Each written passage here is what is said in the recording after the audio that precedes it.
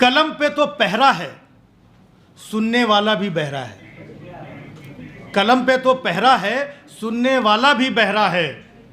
क्या लिखूं, किसे सुनाऊं, चारों ओर घना अंधेरा है। लेकिन फिर भी बिना लिखे, बिना सुनाए रहा भी तो नहीं जाता है, और इन काले घने अंधेरों को उजाला कहा भी तो नहीं जाता है। लगातार जब भी हम कोई जोक, चुटकुला, व्यंग कहीं पर परफॉर्म करते तो हम डरते हैं कि ऐसा ना हो कि ऐसा बोल दूं तो ये हो जाए, ऐसा ना हो तो ये बोल दूं। तो हम लोग डर रहे थे, लेकिन अब उल्टा हो गया है कि हम तो डर ही रहे थे, साथ में सरकार हमसे डर रही है। इसमें करंट न दौड़े मैं वो तार नहीं हूं, जिसमें करंट न दौड़े मैं वो तार नहीं हूं, झूठा लिख कर बिकने वाला अखबार नहीं हूं। मैं किसी बाबा का फर्जी व्यापार नहीं हूं, मैं कलम का सच्चा सिपाही देशभक्त हूं।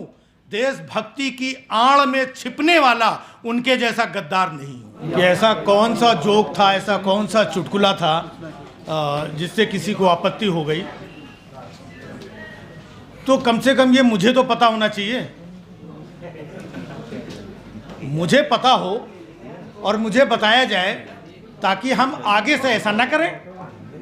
अगर कोई गलती है, अगर सिर्फ सवाल उठाने पे या कोई हास्य व्यंग्य करने पर, बाकी सारे लोग तो मीडिया के लोग हैं जो कई मुद्दों पे भी गहन जांच के साथ, पड़ताल के साथ एक अपनी खबर दिखाते हैं और देश के अलग अलग हिस्सों की रिपोर्टिंग करते हैं, बहुत सारी प्रॉब्लम्स दिखाते हैं।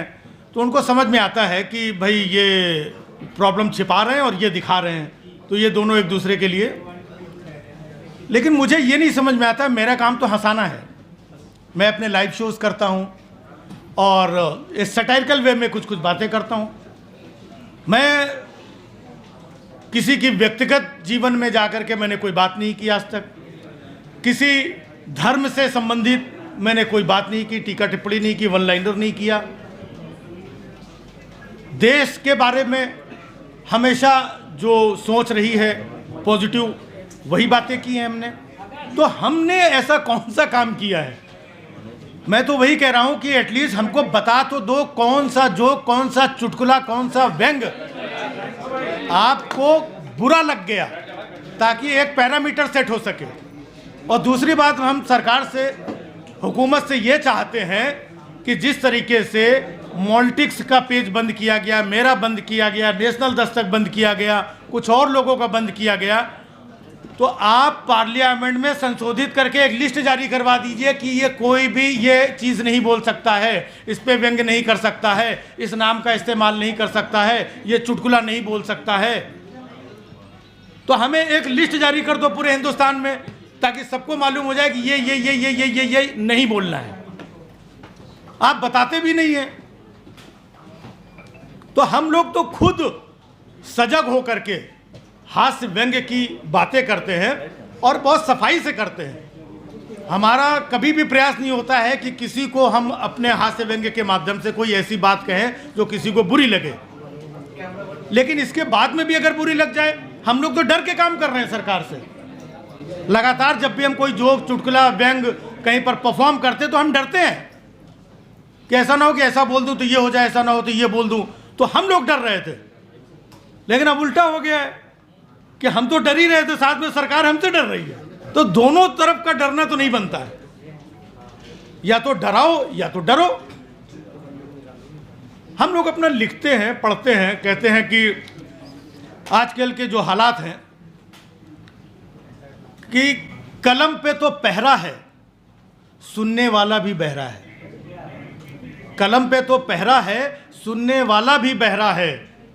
क्या लिखूं, किसे सुनाऊं, चारों ओर घना अंधेरा है।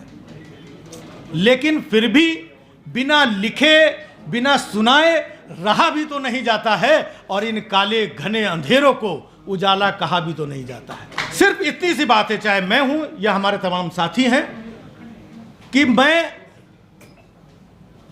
वक्त के घनघोर थपेड़ों में सिका हूं। कमल पे नहीं बिका, इसलिए कलम पे टिका हूं। तो बहुत सारे हमारे साथी कलाकार हैं जो पहले कुछ बोलते थे, करते थे, तो बहुत सब इधर उधर हो गए, गायब हो गए। वो बहुत सारे लोग हमें भी बोलते हैं कि यार तुम ऐसा मत बोलो, तुम इधर आ जाओ, ये आ जाओ। लेकिन हमने जो सच्चाई का, अच्छाई का, अच्छे संस्कार जो सीखे हैं, पढ़े हैं, अपने सीनियर्स को देखा है। जब संजय भैया पार्लियामेंट में मुद्दे उठाते हैं, किसके, क्यों इतना चिल्लाते हैं, बोलते हैं, हम सब के लिए, समाज के लिए, देश के लिए जो देखते हैं, तो हमें भी सीखने को मिलता है, हमें भी हिम्मत मिलती है, बल मिलता है कि हम कुछ ना कुछ अपनी बातें कह पाए। मैं सिर्फ इतना कहना चाहता हूं कि जिसमें करंट न दौड़े मैं वो तार नहीं हूं। जिसमें करंट न दौड़े मैं वो तार नहीं हूं। झूठा लिखकर बिकने वाला अखबार नहीं हूं। मैं किसी बाबा का फर्जी व्यापार नहीं हूं। मैं कलम का सच्चा सिपाही, देशभक्त हूं। देशभक्ति की आड़ में छिपने वाला उनके जैसा गद्दार नहीं हूं। तो हमने जो सीखा है, क्या अच्छी बात बोलना, सच्ची बात बोलना, देश हित में बोलना, मुद्दों पे बात करना, लोगों की बात करना, समाज की बात करना, क्या ये गुनाह है? ये गुनाह है क्या? अगर ये बता दिया जाए कि ये गुनाह है तो बहुत सारे लोग नहीं बोलेंगे। एक लंबे समय से जो परिपाटी चली आ रही है, जो हम सीखते चले आ रहे हैं, हम वही काम कर रहे हैं। हमें देश से प्यार है, हमें लोगों से प्यार है, आवाम से प्यार है। तो जब कहीं बुरा, अच्छा, कहीं कुछ ऐसा वैसा होता है तो हम देखते हैं और वो बात बोलते हैं।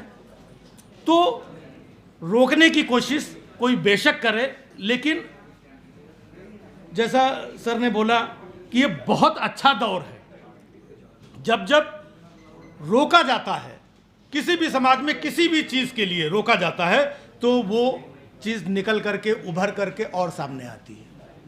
तो अब वो समय आ गया है कि हिंदुस्तान में बहुत सारे इन्फ्लुएंसर्स हैं, बहुत सारे यूट्यूबर्स हैं, बहुत सारे कलाकार हैं जो अपने अपने क्षेत्र में अपनी अपनी बातें छोटी छोटी लोगों के सामने रखते हैं। सारे लोगों को डराने का प्रयास किया गया है। लेकिन आज के इस हालात में जिस तरीके से सारे लोग इकट्ठा हुए हैं, संजय जी ने पार्लियामेंट में ये आवाज़ उठाई है, तो उन सबको एक बहुत मजबूती मिली है, जिनके अंदर एक भय था। तो आज कि इस प्रेस कॉन्फ्रेंस के बाद में देश के कोने कोने तक और मजबूती से बात जाएगी, ताकि देश के अलग अलग हिस्सों में जो लोग हैं वो घबराए नहीं, डरे नहीं, मजबूती से टिके रहें।